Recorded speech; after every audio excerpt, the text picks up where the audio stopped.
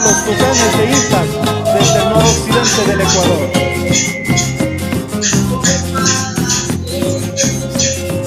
Como esa runa acabaron en el oriente también, piensan que en el occidente también lo pueden hacer. Como esa ruma acabaron en el oriente también, piensan que en el occidente también lo pueden hacer. Están muy equivocados, eso no podrán hacer, porque la zona está unida y vamos a depender. Están muy equivocados, eso no podrán hacer, porque la zona está unida y vamos a depender.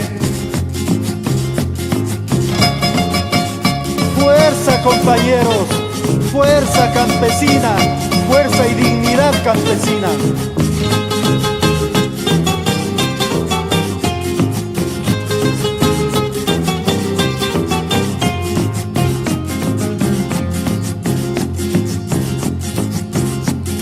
Desde la zona de Intac levantamos nuestra voz, desde la zona de Intac levantamos nuestra voz, porque sin agua no hay vida, hoy vamos a defender, porque sin agua no hay vida, hoy vamos a defender.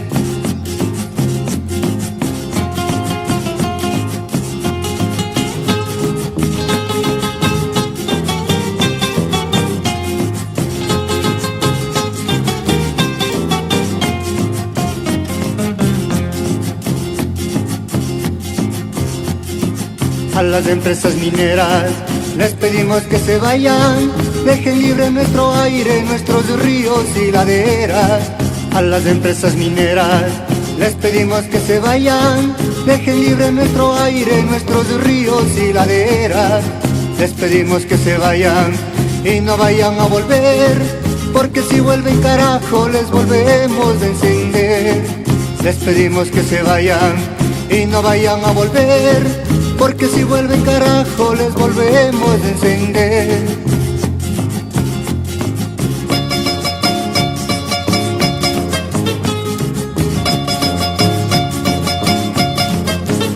Otra besita, compañeros.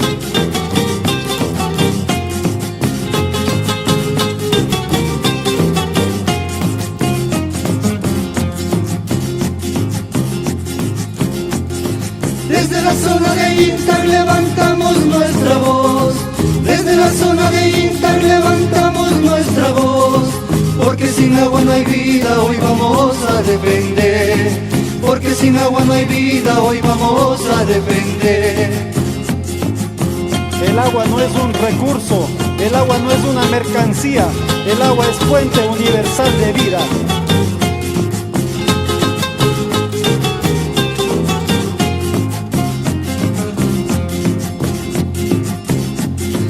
A las empresas mineras les pedimos que se vayan, dejen libre nuestro aire, nuestros ríos y laderas.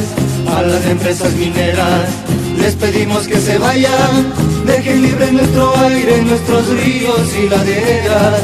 Les pedimos que se vayan y no vayan a volver, porque si vuelven carajo les volvemos a encender. Les pedimos que se vayan y no vayan a volver, porque si vuelven carajo les volvemos a encender, porque si vuelven carajo les volvemos a encender. ¡Viva Junín, carajo!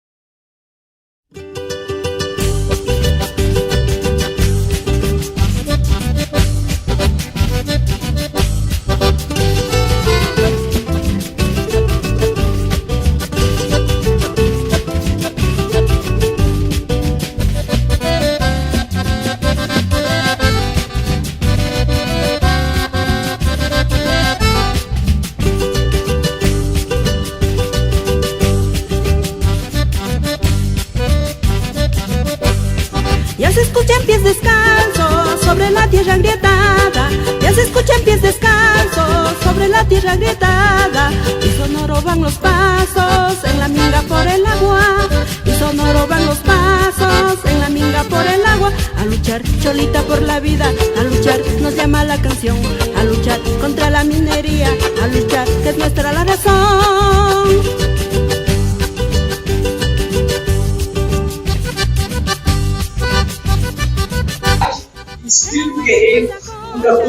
qualquer formalismo.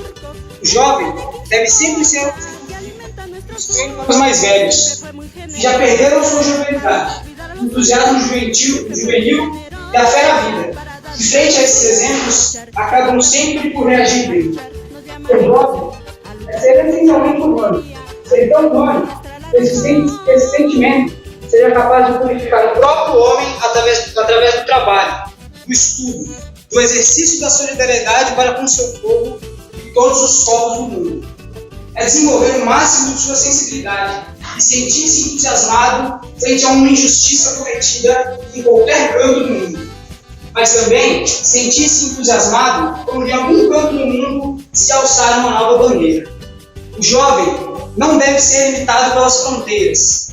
Deve ser um internacionalista, baseado nos exemplos vitoriosos de uma realidade palpável. Compartimos todos y en la lucha se defiende, pues la compartimos todos y en la lucha se defiende, a luchar por la vida, a luchar. Ok, Diego, fala um pouquinho sobre a sua experiência lá no Peru. Então, fui... Tá. Tá Pode falar. assim? Tá. Fui pro Peru e dia 7 de dezembro eu saí lá do Acre, de Rio Branco, a capital. Eu peguei um ônibus, mais 2 dias de viagem, cruzando o Peru até a capital Lima. E aí eu fui para Lima para a Cúpula dos Povos, que foi paralelo à COP20, que é a reunião de Conferência de Mudanças Climáticas da ONU. E eu ocorri nesse período, né, de 8 a 10 de dezembro, 8 a 11 de dezembro. E aí eu fui para lá nessa tarefa, né, de ir representando a ABF, que é a Associação Brasileira. Você foi incumbido pela ABF ou Sim. foi por conta própria? Não, fui pela ABF e pela Via Campesina também, que é a articulação dos movimentos sociais do campo, e a gente faz parte. Mas o MST estava lá também. Deixa eu entender, a Via Campesina é brasileira? Ela é internacional, mas tem a porque Via Campesina no Brasil também. Entendi, porque o Brasil não se fala campesino, né? Fala camponês. Sim. Campesino é em espanhol. Justamente porque é uma articulação internacional. Eles pagaram sua passagem ou você pagou por conta própria? Não, eles pagaram. Foi inclusive uma fundação alemã, que é a Fundação Boll, Henrik Boll, que pagou os meus custos lá, minha diária e minha passagem lá pro Peru. Ajudou também algumas outras pessoas da Via, essa fundação, que é uma fundação alemã que apoia também alguns movimentos sociais. Então, tive esse apoio, né? Porque dinheiro, condições por mim mesmo, eu não teria como ir. E eu gastei bem pouco, assim, na verdade, lá. Porque o hotel já estava pago, né? Era um hotel em Miraflores, inclusive, que é um bairro bem chique lá, elitizado lá da capital de Lima. Só que aí era essa fundação que estava pagando pra gente, então... Vocês têm uma ideia? A origem dessa fundação é o quê? Eles apoiam vários debates de esquerda, direitos humanos, questão ambiental. Pois até dá uma procurada aqui, eles têm várias cartilhas, materiais, livros, que são bons, assim. E eles produzem mais isso, assim, ajudam alguns movimentos, fazem seminários. E acho que eles são uma homenagem a esse Boll, que é um alemão que não conheço muita história dele, não. Só que essa fundação ele era social-democrata, ele era o que? Comunista? Eu não sei. Não sabe, não fala. Mas era de esquerda, pelo que eu li assim, um pouco sobre a fundação. Por isso que a fundação tem esse nome, né? Acho que é isso. Sobre em Lima eu fiquei o que? Foi 5 dias. Acho que foi 5 dias. Fiquei lá o período só da Cúpula dos Povos, né? Do Congresso. E aí depois eu fiquei um dia a mais e no outro dia eu já fui embora. Aí no começo eu ia só pra Cusco, né? E tentar ir pra Machu Picchu. E aí eu consegui ver que tinha várias outras rotas alternativas que poderiam ser feitas, né? Que eu poderia aproveitar esse espaço de 10 dias que eu tinha. Eu não tinha nenhuma rota de viagem, nem nada programado. Eu só sabia que eu tinha que chegar em Corumbá, que é na fronteira ali, Mato Grosso do Sul com Bolívia. No dia 25 eu precisava estar lá. 25 não, 24. Eu precisava estar lá para pegar o avião, então era a única coisa que eu sabia. E aí o caminho eu fui fazendo no caminho. Você estava sozinho? Tava sozinho. Depois que eu saí lá de Lima, né? Da cúpula. Eu saí sozinho mesmo.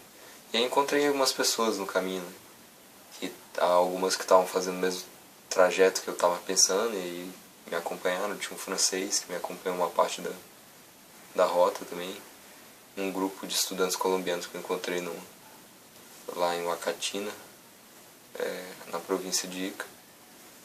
E assim fui indo, encontrando. E aí, lá em Cusco, eu encontrei o casal, inclusive que a Loreta conheceu também lá no Rio, que é um casal do MST do Rio de Janeiro. E eles estavam lá. Eles estavam na cúpula e foram lá pra Cusco, eu encontrei com eles lá. E aí a gente foi pra Machu Picchu juntos.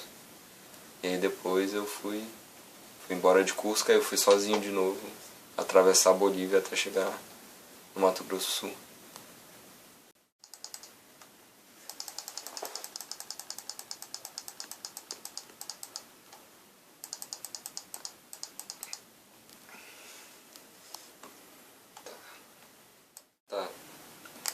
Uma das imagens lá é uma gravação que eu fiz quando eu saí de Lima. Eu cheguei... na verdade tudo começou... Eu fui fazer umas compras de artesanato lá em Lima, antes de eu ir embora. E eu conversando com um cara lá de uma loja, e ele me deu várias dicas assim, de locais que eu poderia passar antes de ir para Cusco. Um deles era Paracas, que fica no litoral, também ali mais ao sul de Lima, na parte desértica mesmo. E tinha praias muito bonitas, tinha uma reserva ecológica lá de Paracas. E ele falou que era um local muito legal pra ir. E aí eu peguei e fui pra lá. Decidi. Peguei um ônibus de Lima pra Pisco, que era próximo. E de Pisco eu peguei uma vanzinha que ia pra Paracas. Era essa cidade litorânea e turística também. E lá em Paracas eu fui num hostel, aí de mochileiro mesmo. Aí a mulher, engraçada, ela me colocou num quarto lá, mas ela me colocou num quarto que tinha vaga, era com um inglês. Um cara que estava rodando um mundo já, América Latina também, há uns 50 anos. Ele tem uns 80. 80? E ele saiu da Inglaterra e foi viajar. E trabalhava nos locais. Era um agente. Ele trabalhava nos locais. Era um agente secreto. Pode ser também. E aí ele trabalhava nos locais. Aposentado, ele estava prestando serviços. Aí ele estava rodando há 40 anos já. Né? É estranho nessas histórias, assim, mas no meio desses encontros de esquerda sempre tem alguém observando. Mas ele estava longe já, não estava em Lima, né? Então, não sei. Mas estava monitorando lá. O que você foi fazer lá? E brincadeira, eu não sei, só estou brincando aqui. E aí ele não gosta de compartilhar quarto, assim, ele não queria compartilhar quarto. Parecia meio estranho esse cara, assim. Eles são sempre estranhos. Sei lá, os ingleses que eu encontrei eram muito estranhos. E aí eu tive que sair da pousada no meio da noite, assim, pegar minhas coisas e ir pra tentar vaga em outra, assim, já tava tarde já. Eu já tinha me alojado, já tinha tomado banho, e depois deu essa treta, né? Aí eu peguei e mudei de hospedagem lá, que eles chamam, que é os albergues. E aí eu fui pra um outro albergue, ainda bem que eu fui pra esse albergue, porque um dos meninos que trabalhava lá, que era filho do dono, ele trabalhava também tipo a secretaria de turismo da cidade. Mesmo jovem, assim, tinha uns 17 anos. E a gente ficou bem amigo, assim, e ele resolveu me ajudar, assim. E tinha esse passeio, que foi o que eu gravei no vídeo, que era um passeio de lancha, que saía lá de Paracas e ia para as Ilhas Baiestas, que é onde você vê o candelabro, que é um daqueles desenhos feitos na terra, assim, que nem os desenhos de Nazca, das linhas de Nazca.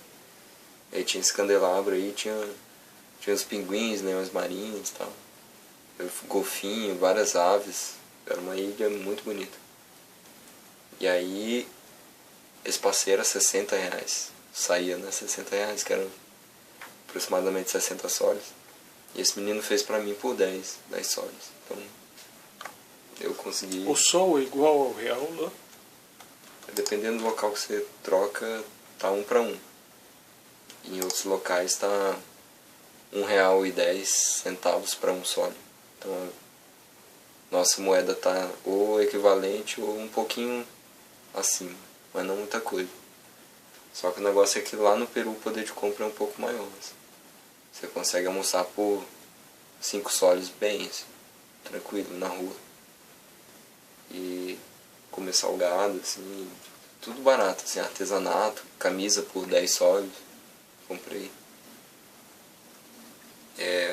E aí eu peguei e fui pra esse local, nessa hospedagem aí, que o pessoal me tratou muito bem, como se fosse filho deles, assim. E conseguiu esse esquema de eu pagar 10 soles, bem menos.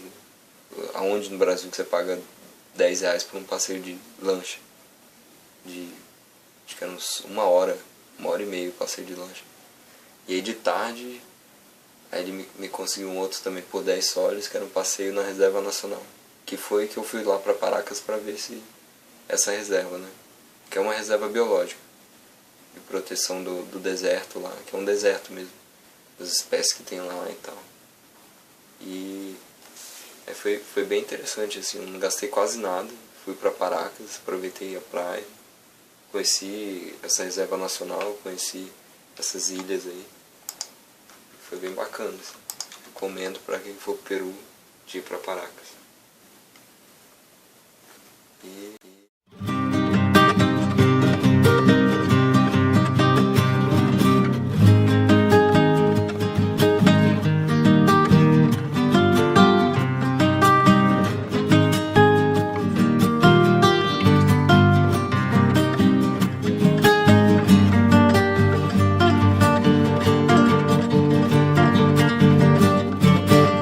Virgen de las aguas de Quimsacocha, Virgen de las aguas de Quimsacocha.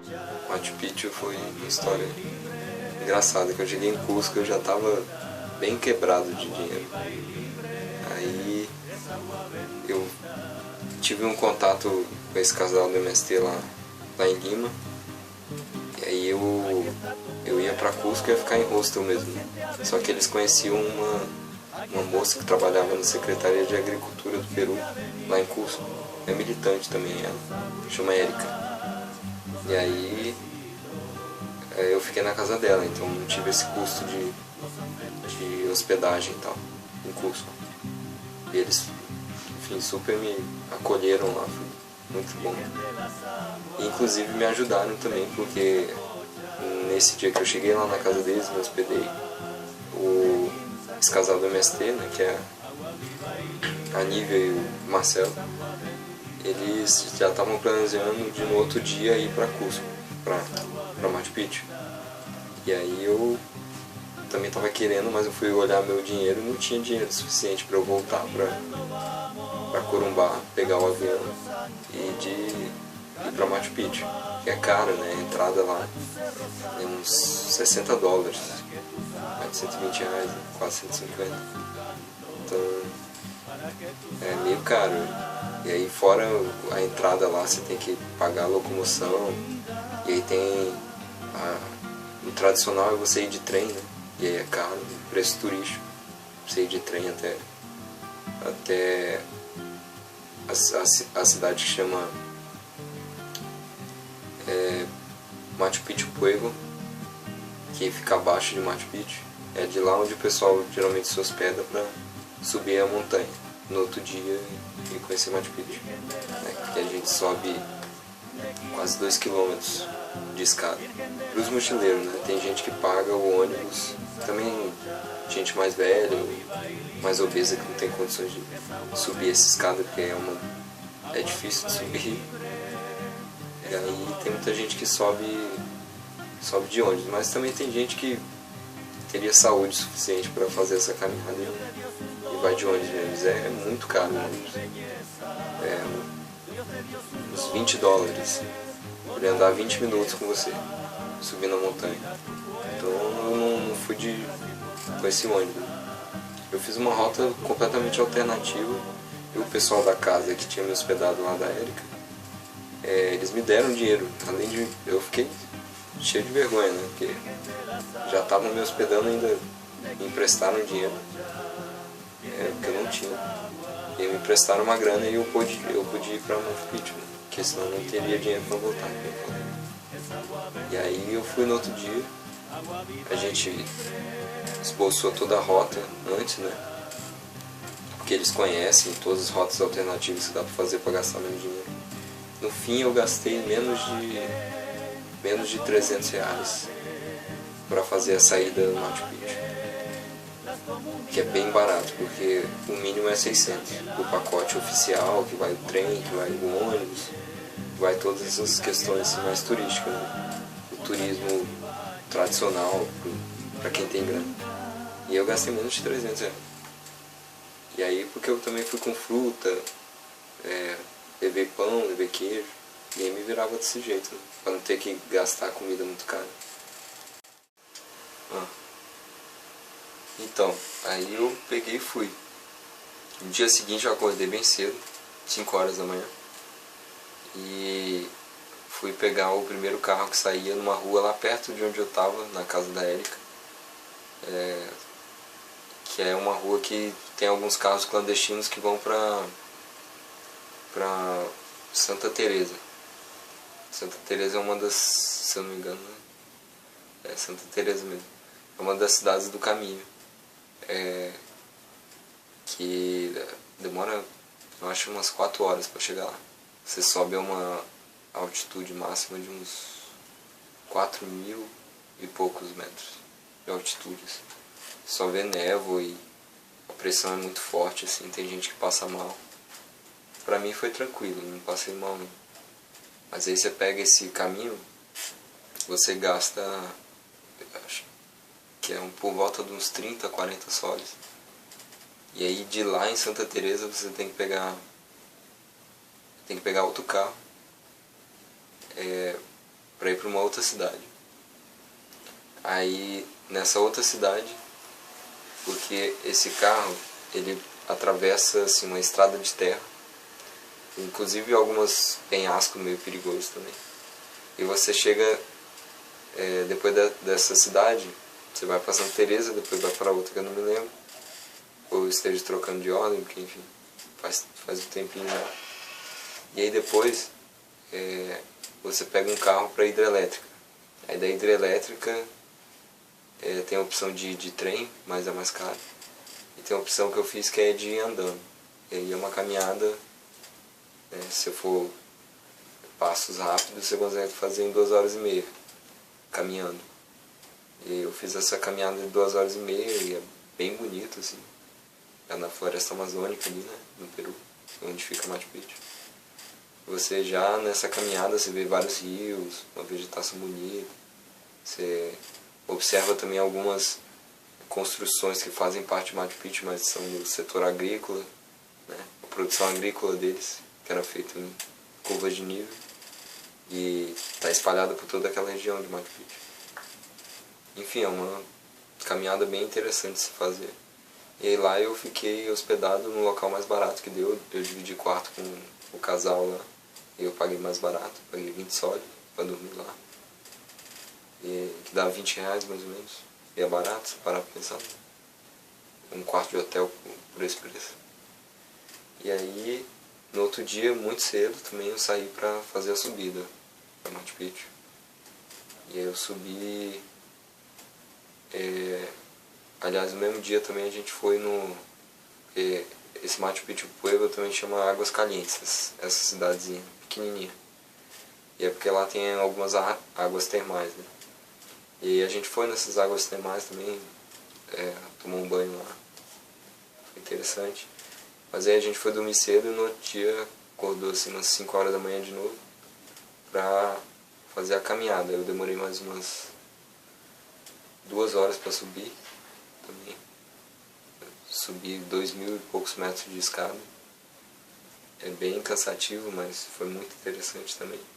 Eu não encontrei ninguém na trilha, então foi uma viagem introspectiva também, de estar subindo a montanha Machu Picchu sozinho. E aí foi engraçado até que eu cheguei lá e ninguém tinha subido a escada fazia tempo, né? E tinha uma galera na frente onde a entradinha da escada e todo mundo olhou pra mim assim, você subiu mesmo de escada? E aí começaram a me parabenizar, assim, como tivesse sido um grande feito subir de escada. E aí eu dei a volta lá pro Machu Picchu, assim. E não tem nem como falar o que é esse lugar, assim, em palavras mesmo. Muita coisa, aprendi muita coisa. A viagem inteira, assim, muitas pessoas me ajudaram quando eu precisei de informação, quando eu precisei até de dicas para ficar em locais mais baratos e comer bem, pagando menos. Muita gente me ajudou com dinheiro também. No caminho para Machu Picchu... Então, você aprendeu a sobreviver num país pobre, com pouco dinheiro, ou o que você aprendeu para a sua vida? Além dessas questões práticas da sobrevivência. Não, você, sim, como engenheiro florestal, como representante de uma entidade estudantil brasileira, o que você aprendeu? Muita coisa, né? Aprendi muita coisa. Mas acho que uma das coisas melhores que foi da viagem foi de recuperar um pouco a fé na humanidade, assim, porque muita gente me ajudou mesmo, assim, quando precisei. E então você muitas vezes no dia a dia você acaba perdendo um pouco a fé solidariedade com o estrangeiro? Solidariedade. E por que vir Machu Picchu? Porque é um turismo esotérico, alienante, né? Mas você, como estudante, o que você viu ali, o que você aprendeu ali? Eu gosto muito de fazer esse tipo de turismo para Santiago de Compostela, essas coisas todas, né? Mas você, como militante estudantil, engenheiro florestal... Tinha muita gente que ia banalizando mesmo Machu Picchu, assim, como se fosse só um local para tirar foto, tirar um selfie, uma coisa do tipo.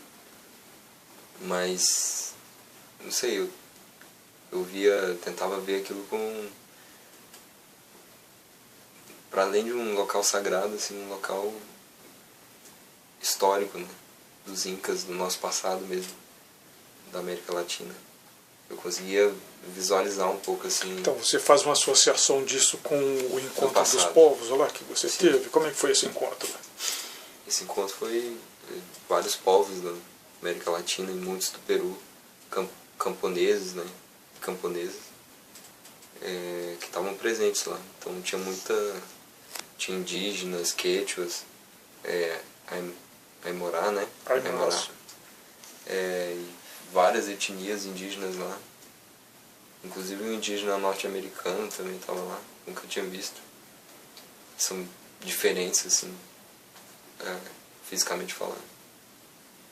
E troquei ideia com muita gente lá na cúpula, aprendi muito com outras pessoas, com outras línguas, com outras culturas. E um pouco do sentimento de pertencer à América Latina também. Acho que isso também ficou mais forte em mim. Eram povos do mundo inteiro ou só da América Latina? A maioria dos povos, tinha muita gente do mundo inteiro, assim. Só que eram mais da América Latina. Porque o evento era aqui, então mais fácil. Tinha muitos povos do Peru também, principalmente. E algumas representações do Uruguai, do Brasil, da Nicarágua. Só que a maioria era do Peru, né? Porque era mais fácil de se locomover, né? Então... Mas foi uma viagem, assim, muito importante para mim. Pretendo voltar de novo lá no Peru, não só no Peru, em outros países também. Consegui fazer essa viagem da América do Sul. E conhecer outras culturas também. É um aprendizado de vida que em 10 dias assim, eu aprendi muito mais do que no cotidiano, às vezes, aqui no Brasil. Então, a gente teve o seminário de construção 45º Congresso Brasileiro do Estudante de Engenharia Florestal. Foi no Acre, de 8 a 12 de janeiro. E eu estava presente também. Nesse seminário a gente discutiu algumas coisas do que seria esse congresso, o tema, os espaços, a duração, a data, entre outras várias coisas também, sobre a BF. E a gente pôde também fazer uma formação com o pessoal, né? Formação política, conversar com algumas escolas novas que estavam lá. Que eram de Rondônia. Vocês falam muito escola, até parece que é escola, né? Vocês estão falando de faculdade, né? São de universidades, na verdade. mas são... Eu também não sei por que a gente fala isso, mas a gente fala das escolas, né? Mas são as universidades que estavam presentes lá, que eram 2 universidades de Rondônia, uma privada da Faro, da capital, outra que é a Unir, de Rolim de Moura, um campus da Universidade Federal de Rondônia, do interior. E também tinha Rio Branco, né, capital do Acre, o FAC, e tinha uma do campus do interior também, que é Cruzeiro do Sul. E Brasília. Então tinham essas 5 escolas que estavam presentes. Mas Brasília era você? Era eu, mais o Jonatas, que também está na coordenação nacional comigo, só que ele está lá no Sul. E a Caína, que ela é lá de Brasília mesmo. Ela veio de Brasília para o Acre. Eram essas 5 escolas que estavam presentes, mas acho que foi bem bom porque a gente conseguiu mobilizar as escolas da região. E as outras não puderam ir por conta da financeiro mesmo, que passagem para o Acre na época estava muito caro. Mas foi muito bom o debate, conseguimos definir as coisas do Congresso. E acho que é isso.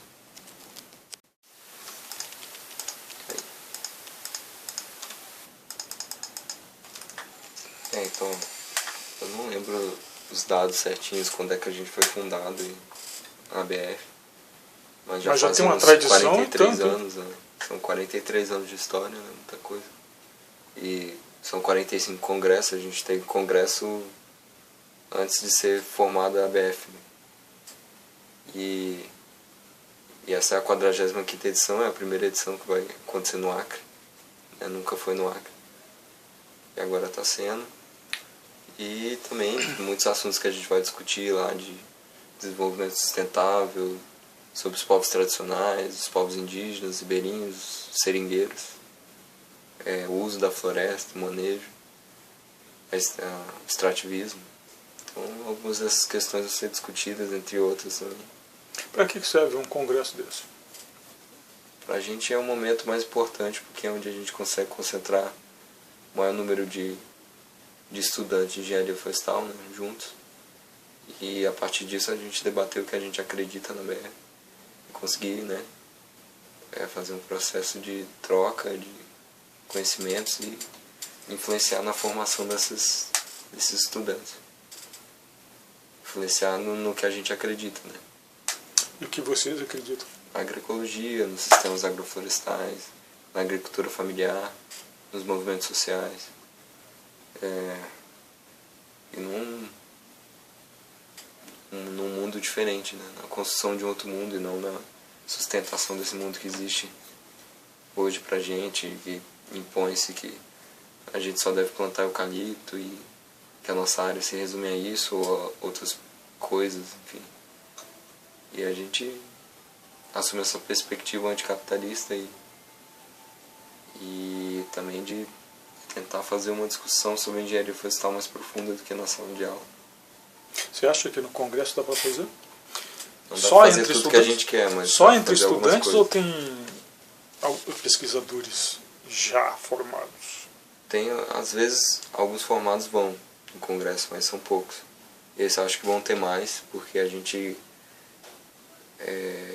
combinou de fazer uma mesa dos egressos, né, da BF, ou seja, pessoas que hoje são professores. O professor João, por exemplo, de Piracicaba, que eu fui lá tentar gravar com ele. Não consegui, só gravei com o Kageyama. Mas o João já foi da BF também, já foi presidente da BF em 91. E muita gente hoje que são professores de universidades, pesquisadores da Embrapa, extensionistas, etc., passaram pela BF. Então acho que é importante recuperar essa nossa história. Eu espero que nesse congresso eles estejam mais presentes por conta desse encontro, né, que a gente também combinou de fazer. E isso, né, só faz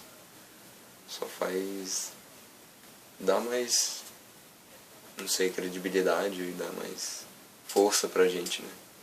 Esses pesquisadores, quem está no mestrado, quem já passou pela BF, pode contribuir hoje também. Acho que publicar também, vocês publicam? Então a gente está com a ideia agora de fazer uma revista científica da BF e da FEAB, e com as coisas que a gente acredita, né? Na linha de pesquisa científica na agroecologia, na biodiversidade, no uso da floresta, essas coisas. E a gente está vendo se sai isso até o meio do ano, né? Se possível. Então tentar trabalhar com a questão científica também. Vocês têm algum site? A gente tem o abf.org.br. Está um pouco desatualizado, mas espero que em breve esteja atualizado de novo. E lá tem algumas coisas também sobre a BF, dá para saber mais ou menos. Ok.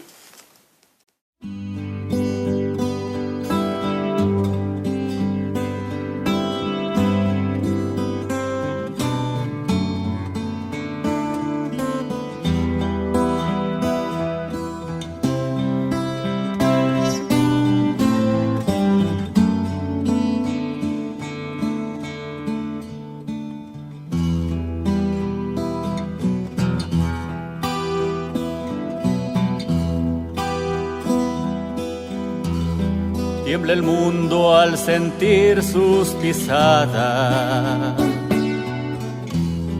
por doquier son sus huellas marcadas.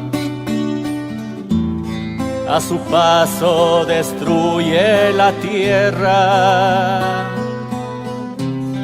va sembrando semillas de guerra. Dios Mercado ya tiene sus templos, donde no entran del pobre lamento, donde Imperio encontró su destino, convertirse en el santo asesino. Resistencia es clamor proclamado, Dios Mercado será exterminado. Se perfila una nueva propuesta que al amor y a la vida le apuesta. Que mil voces se eleven al cielo, que mil manos transformen el suelo. Dios de vida da al pobre su aliento, y este pueblo tendrá su alimento.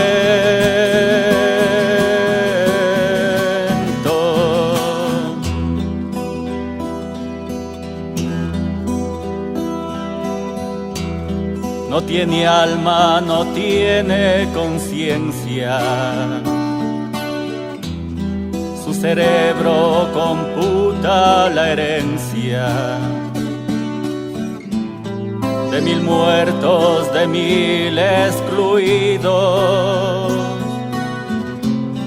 del sistema de muerte testigos.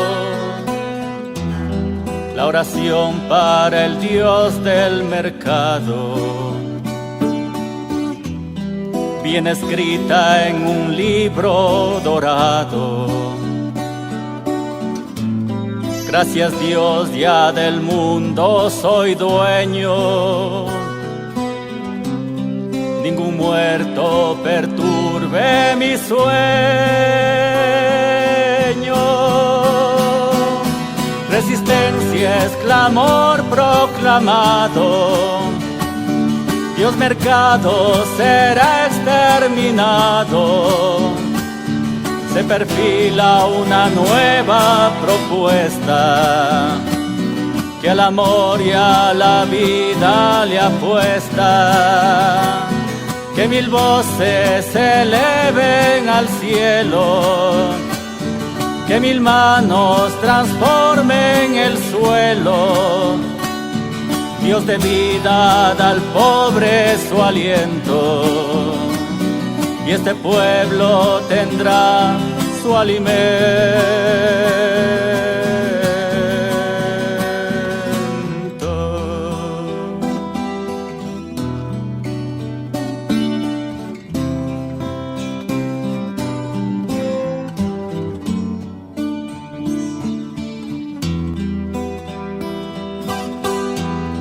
Es su oferta que seas primero en la fama, el poder y el dinero. Sacrifiques tu vida al mercado con el signo del dólar marcado. Amordaza la voz que denuncia y nos mata al profeta que anuncia el sendero que va a la utopía, la esperanza para un nuevo día. Resistencia es clamor proclamado, Dios mercado será exterminado.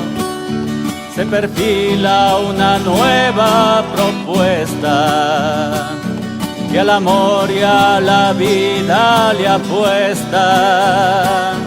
Que mil voces se eleven al cielo, que mil manos transformen el suelo.